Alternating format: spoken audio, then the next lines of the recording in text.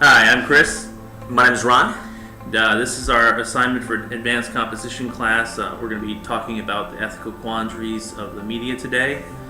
We are by no means educated, advanced people in the field. We're just speaking about our opinions here, Right. whether they're ignorant or they're accurate. Right. It's just our opinions. That's all it is. Ignorant, accurate. Exactly. So first up, we've got just what are the ethical quandaries of media? What do you think, Ron? I think there are a lot of ethical debates that could be taking place over the media, especially. I mean, if you think about it, media actually it hasn't lasted that long. I mean, it isn't that old, right?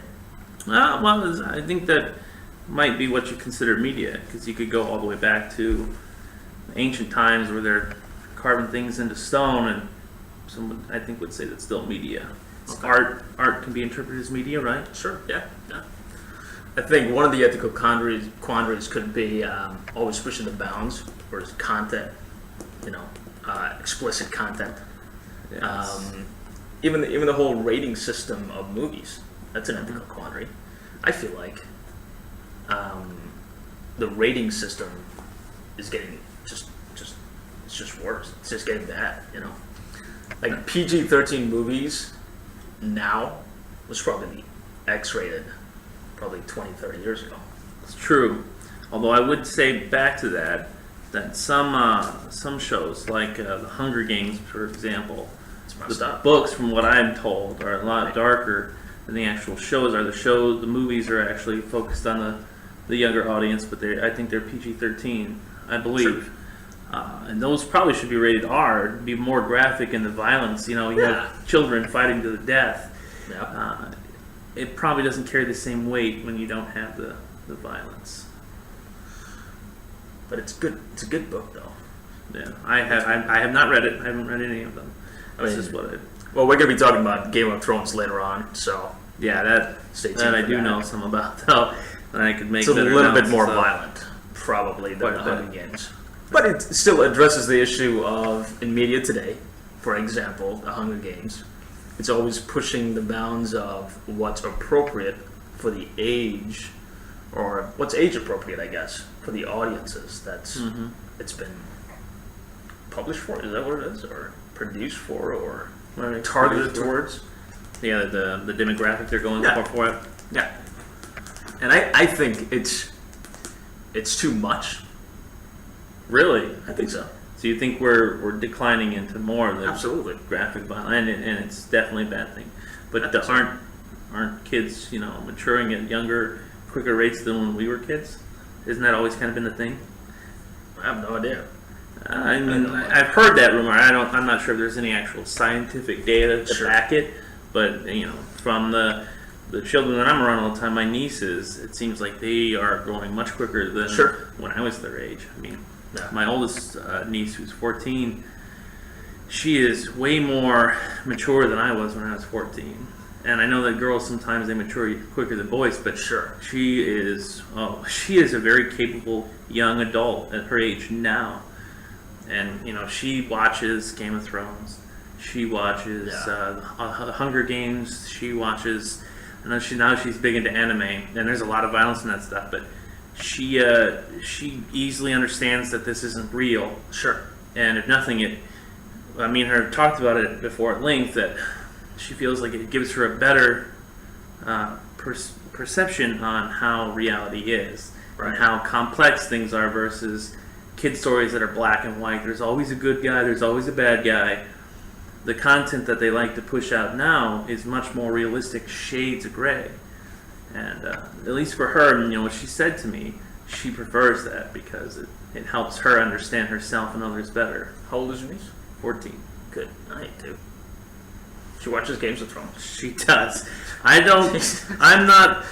I think we're touching on that later on, right? Yep, we will be touching on the parents' responsibilities, Yeah. where the parent comes in. Well, I think it's different because I think what you're saying is, what is it, desensitizing? Yeah, desensitizing them. Yeah, I think that could be different from if we were to separate maturity versus desensitizing.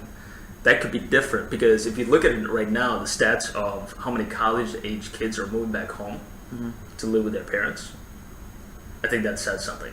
The entitled attitude that the generation that I'm a part of, which is sad to say, I think that could be a Not mature- both of us, really. Yeah, right. I I understand. thought what you were you're only meaning. 40 years old now. Yeah, right. Well, I look it, right? I guess not. Now, I understand what you mean. You are right.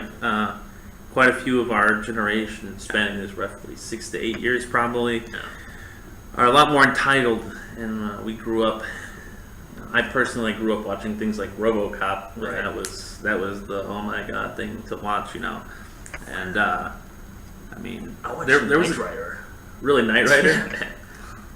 It was awesome. It was awesome. It was Sri Absolutely. Lanka. Yeah. But I say I did feel entitled until I left at 18, Right. and then I lost that sense of entitlement and realized the world was different. So I could see what you mean with that. Especially if you go straight from high school into college, Right. You just carry that sense of entitlement. Your parents are still kind of taking care of you, Right. Except now you don't have any reins holding you back. Right. So I could see that. Yeah. So I don't know. I mean, differentiating being desensitized towards the violence and what the media portrays versus the maturity aspect, I think that could be a whole different topic even.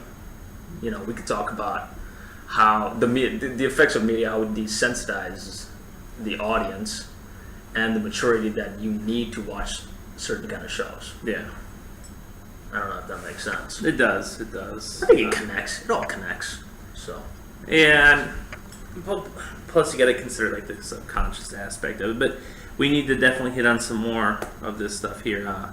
There's I was thinking, truth versus privacy is another thing for media. That's a huge quandary. Where now this isn't just entertainment media, but like news reporting, journalism. Sure. That's a big one. Where does the right to the truth stop and the right to privacy begin? When does a person deserve their life to be private versus when all of their personal information is exposed? You can trying to think of some good examples. I remember a few years ago was Kate Middleton. Is that the one who married the Prince of England? Well, I have no idea.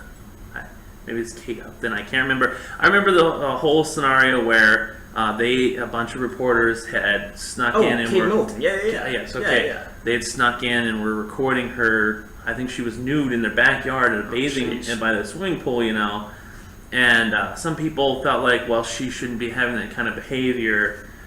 When a lot of people do that, and it seems like a hypocritical thing, possibly. But did they have a right to do that because she is a public figure, and they weren't necessarily trying to see her nude, but seeing what she was doing on her personal time?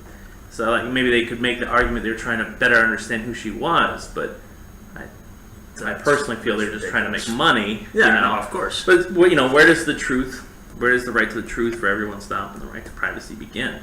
Were they investigating something?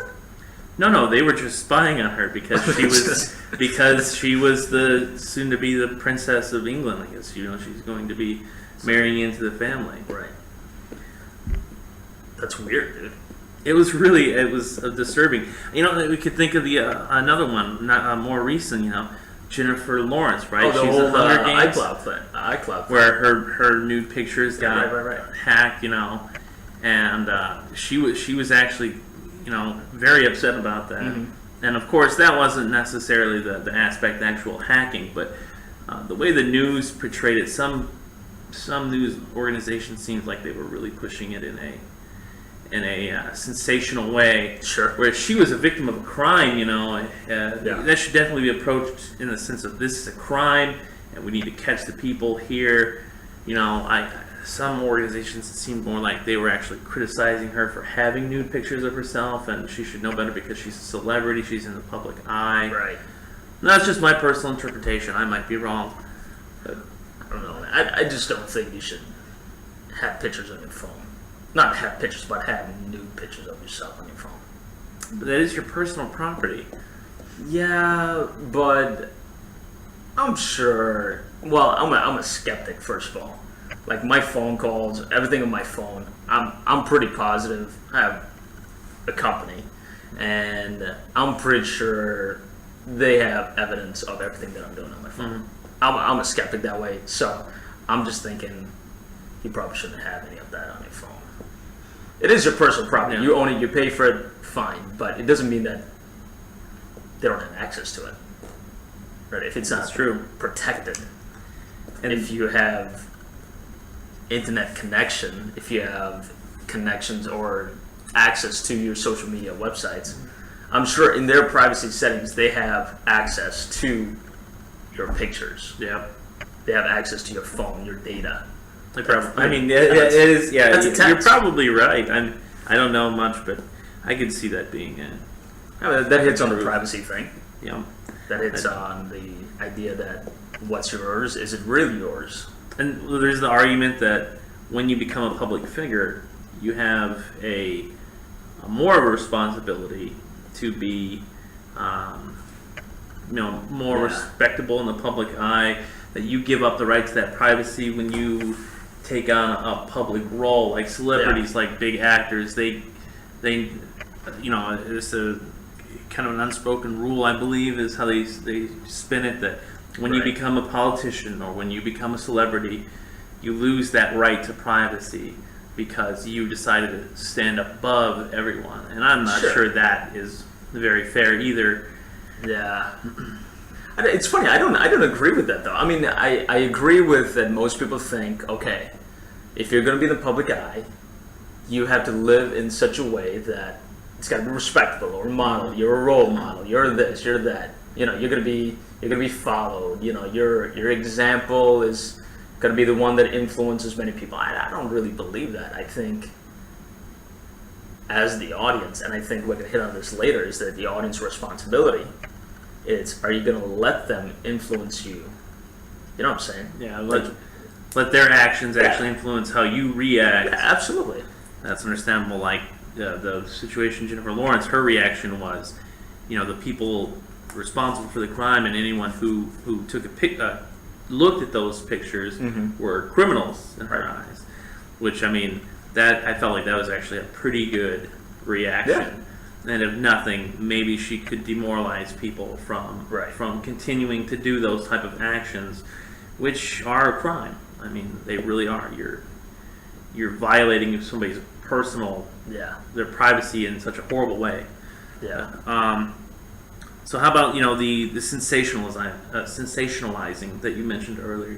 When you're trying to spin the content in such a way that you're not really focusing on what's important. Like they did in a movie Nightcrawler. I'm not sure if you saw it. No.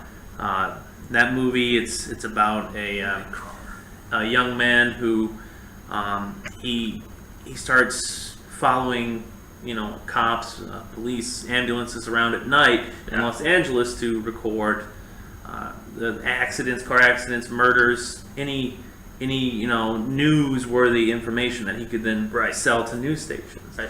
And the way that they spun it with the news station was that they were interested in convincing the public that white upscale neighborhoods were in danger of crime and criminal gang members and anyone not white, coming in, and that's how they were selling better material. So there's like him and the station was trying to sensationalize things.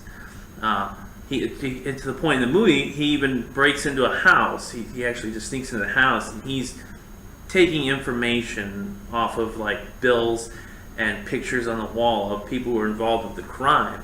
Right. And the news stations finding ways that they can spin it where they can still actually show that information because that sells. It adds the pathos to the story in such a way, more people are going to view it and they're going to be more emotionally impacted by it. But isn't there a problem with so much sensationalizing? I think it bends the truth to a proportional degree, and I think that's where, we just need to be careful. If you're going to have the responsibility of producing something or putting something out there for the masses of people, I think you do have a responsibility. If you're sensationalizing the truth, so to speak, just to get your ratings up or just to get the view count, or I mean, a perfect example is the whole Ebola outbreak. I'm not saying that that wasn't true. Sadly, many people did this with the Ferguson case and with the Eric Garner case. That, and it's funny, you look at those moments, you look at, okay, when did this all begin? It started around the political season. You know what I'm saying? Very astute. Yep. Right? I mean, it's crazy and then after it was done, after the political season was over, you can hear, I mean, there was barely any news about it. There was barely any coverage about it. Like, the skeptic in me, I'm thinking, okay, that is straight up yellow journalism. That is sensationalizing the truth just to get your ratings up and to distract people. I don't know. I think that is wrong. And it impacts your credibility. Yeah, it really absolutely. does. That leaves a lot of viewers just, you have no credibility whatsoever. I literally can't turn on the news and trust what's being said. That's like another thing, you know, like, where is the limit? Where should it be for the quandaries and for media? Is, you know, where's the point where we need to realize that this becomes yellow journalism, you know, and you need to stop that, because that's going to tear down one of the foundations of America, you know, freedom of speech. When you are spinning that freedom of speech in such a negative way, it no longer holds the same meaning that it should, at least from the, you know, like, journalistic point of view. You see journalists no longer as the guard dog of the public, keeping an eye on the government. You just see them as these really petty people looking for every little dime they can in every little gutter. And that's not what journalism is supposed to be. It's supposed to be something that protects us from tyranny, really.